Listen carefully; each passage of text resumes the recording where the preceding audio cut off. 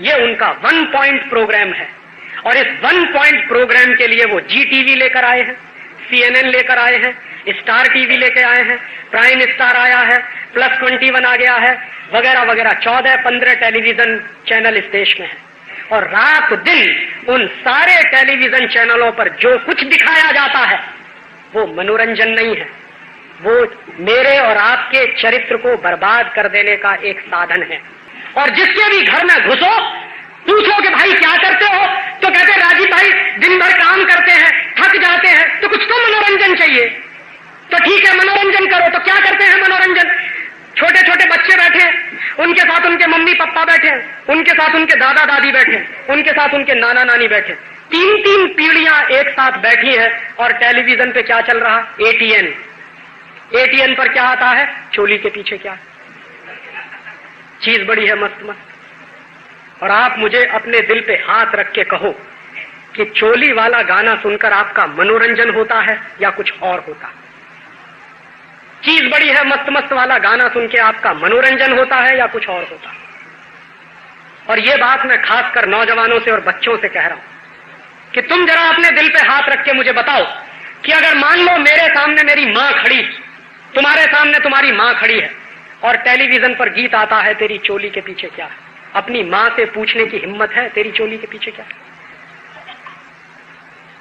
मान लो हमारे सामने हमारी बहन खड़ी जो हर साल मेरी कलाई पे राखी बांधती है और मेरे लिए दुआएं करती है भगवान से, वो बहन मेरे सामने खड़ी है और गीत आ रहा हो, तू चीज बड़ी है मस्त मस्त। अपनी बहन से ये पूछने की हिम्मत है तू चीज बड़ी है मस्त?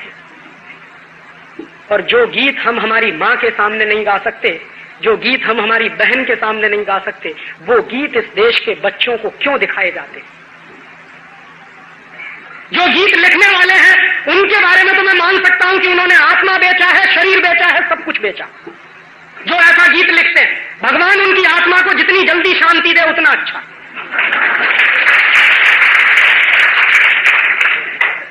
लेकिन उससे ज्यादा जो मुझे दूसरा गुस्सा आता है कि घर घर में जहां अभी भी भारतीय संस्कृति की बातें कही जाती हैं, जिस देश में मुझे बचपन से यह सिखाया गया यत्र नार्यस्तु पूज्यन्ते रमन्ते तत्र देवता, अभी उसी देश में मुझे कोई कहता है तू चीज बड़ी है मस्त मस्त। अभी उसी देश में कोई कहता है मुझे कि चोली के पीछे क्या।